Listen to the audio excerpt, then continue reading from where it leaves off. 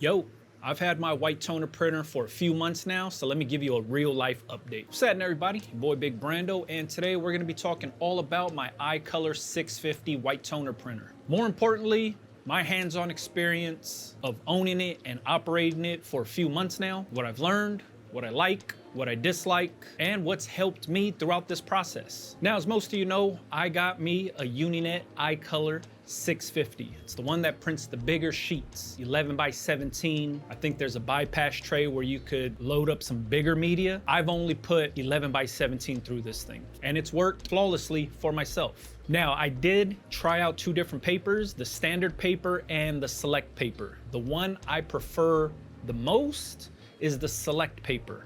Why do I like that one over the standard paper? Select paper to me has a better hand feel. When I say hand feel, I'm talking about the way the print feels on the shirt.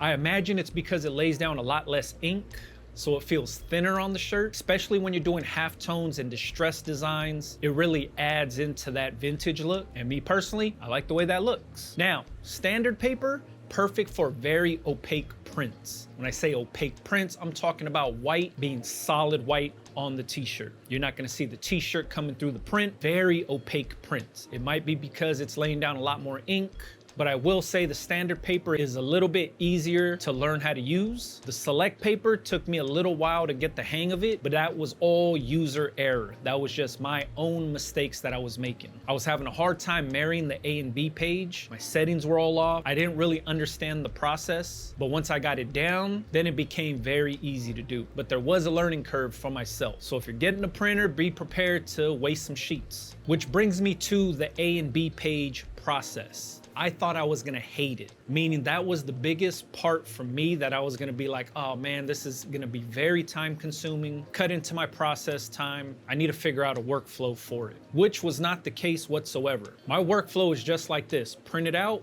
marry it, set it to the side. Once I'm ready to press all the t-shirts, then I set the press up to press the shirts. I press them all, lay them, cool them off, hit it with the blowgun, peel them up after. This is when I'm doing multiple shirts with the white toner printer. I'll print all the designs, set the press up to marry it all. That's putting the A page with the B page so the adhesive is on the back of the print. Press it, peel it, set it to the side. And I'll do all the prints at the same exact time. Set the press up to press the shirts. Once I'm in mode of pressing the shirts, it's just clamp it down, pull it off, set it to the side. Then I cool them all off at the same time and then peel them up at the same time. I compared this to printing something with a DTF printer. A DTF printer prints a lot slower. White toner printer prints a lot faster. Seconds. Spits the image out. Even though the DTF printer prints slower, the process of putting the adhesive on and curing that is about the same amount of time spitting out a white toner print and marrying the A and B page. So the time really wasn't different than owning a DTF printer. But ultimately what I noticed, and this is the biggest thing that I've noticed, and I didn't see anybody talk about this, or maybe I got it wrong, but when it comes to marrying the A and B page, controlling the humidity within that environment will be in your favor. The reason I say that is my shop is very dry. So dry that any film transfer causes static. That's why you guys see me use Teflon sheets on my presses, because the film creates electric static charge that ends up sticking to the top of the press. So I use that Teflon sheet to buffer out the static so the film doesn't get stuck to the top. I was having the same issue when I was trying to marry the pages. Is the film sheet that has the print and the adhesive sheet, if I held them like this close together, they would automatically get stuck together due to the static. So I had to introduce a little bit of moisture into my workspace, which ended up helping out tremendously. The moment I did that, I reduced the static charge inside my workshop, and marrying the A and B page became very, very simple to do. Now, before I did all that, I was using a laminator. What I think the laminator does, and I might be wrong on this part, is I feel like the laminator decharges the static to give you a very good marriage with the A and B page. I don't know this for a fact. I'm not a scientist. I'm not a weatherman.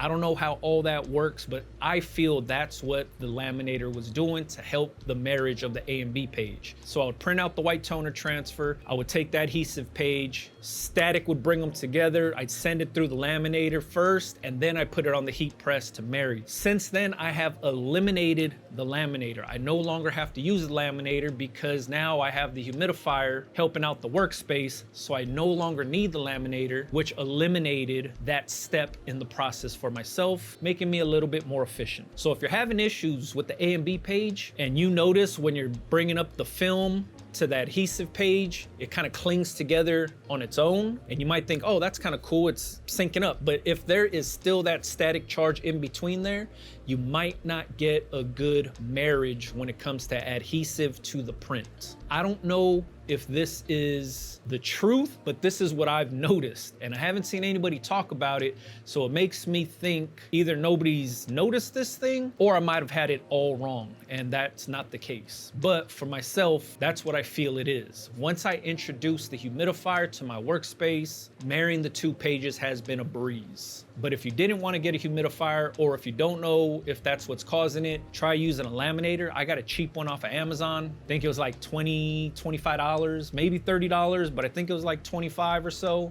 Big enough to do an 11x17 page. Doesn't take long to heat up. Send that sucker through, and I feel like it squeezes the static out. It just dissipates that static charge, throw it onto the heat press, and then you can marry the two pages. This was one of my biggest findings when it came to the white toner stuff. So if you're having issues marrying the A and B page, you're like, yeah, I can't get this, I can't figure this part out, either try a humidifier, not right up on the heat press, but just in the room. Adding just that subtle moisture to the room will eliminate the static. And if you didn't want to do that, try the laminator technique. Laminator thing worked. A lot of the crafting ladies put me onto that. Joe from iColor put me onto that. So I said, I might as well just give it a shot, and it worked. But if you control the humidity, you don't have to use the laminator. That's what I found to work for myself. And the last thing is, you don't need the big expensive Hotronix heat press to press white toner transfers. I'm using a regular clamshell heat press from Heat Press Nation. I'm using my True Spec, I'm using the Signature series, and I'm laying down white toner transfers with ease. So if you're having a difficult time and somebody's telling you to buy the expensive press, you don't have to. I'm proving that you don't need to. There's nothing wrong with the big expensive press. It's just if you don't have the budget for it, you don't got the budget for it. Now, things I wish I knew before I got the white toner printer is how useful the RIP software is. There's a lot of things built into the RIP software to make your life easier. For instance, color knockouts, especially when customers are supplying their own artwork to you. You're not the one creating it. Utilizing the color knockout feature in the RIP software, very easy thing to do. It's basically just click a button, go through the drop down, knock out the color you want to knock out. So if you're knocking out black, you just select black, boom, all the black is gone. Rasterizing the images, half-toning the images, dialing back the inks, saturating the colors to make them a little bit more punchy. You have control over everything in the RIP software, which is really cool. Also included with that software is this cut and splice feature. This is where if I could go back, I might have got the 560, which is the smaller printer, because of how useful that cut and splice feature is. So what it does is it'll take a big design. Let's say you have a design that you wanted to print on 11x17, but you only have the 560 that prints 8.5x11.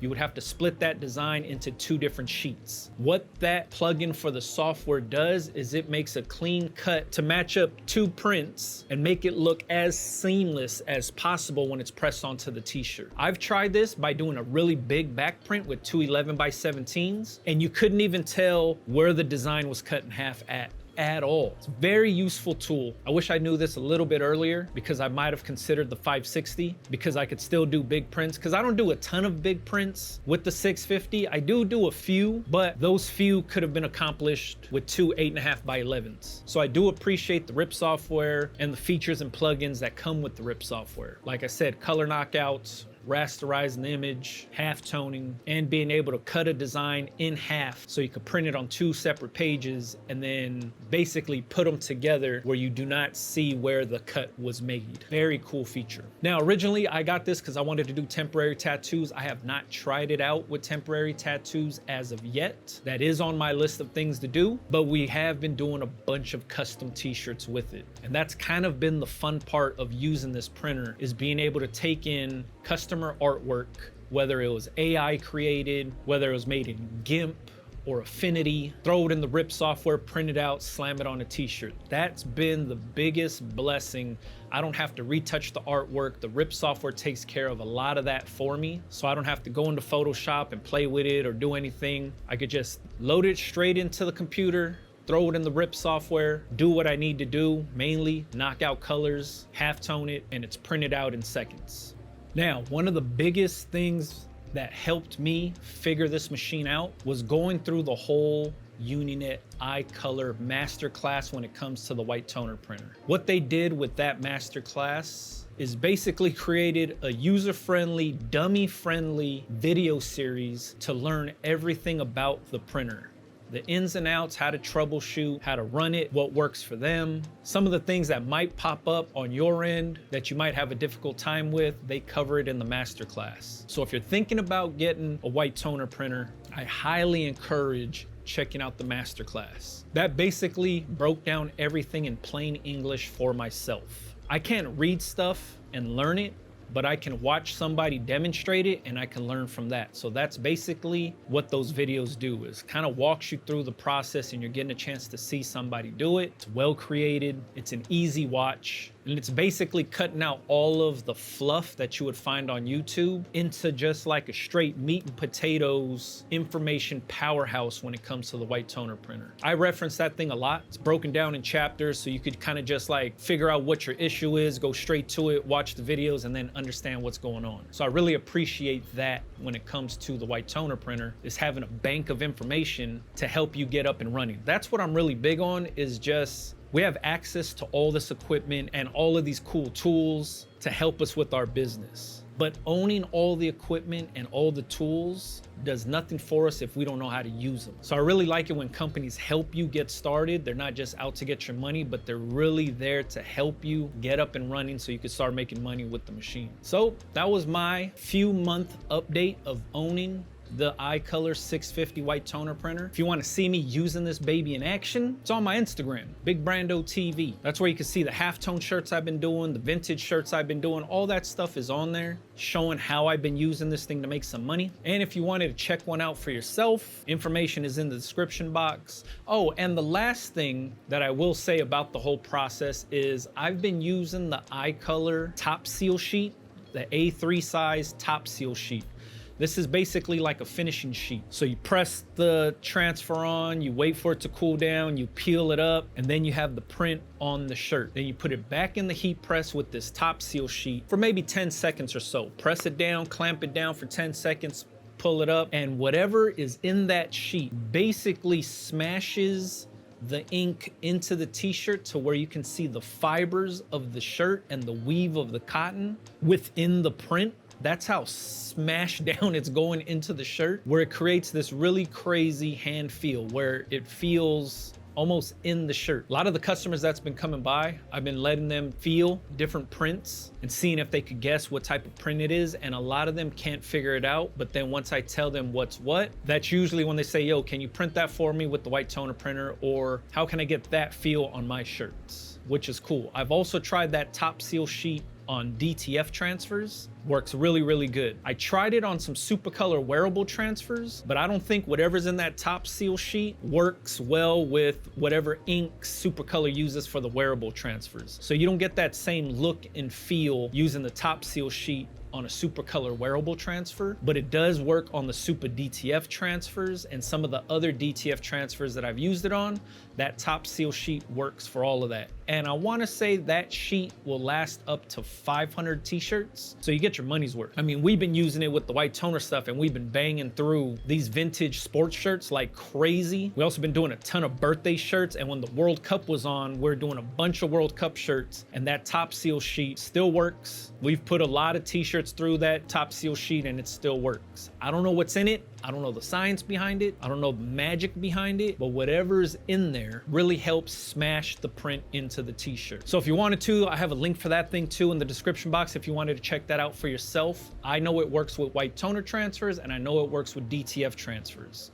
And it doesn't really do the same thing to Supacolor wearable transfers, just through my testing. So hopefully this information helps somebody out there. If you are on the fence about a white toner printer, it is a big investment, but it does pay itself off. As long as you have the workload for it, if you wanted to print transfers from home, and if you're being realistic with yourself, I'm not talking about printing in mass production for yourself at home. For that, I would just order transfers from a company that has a bigger printer.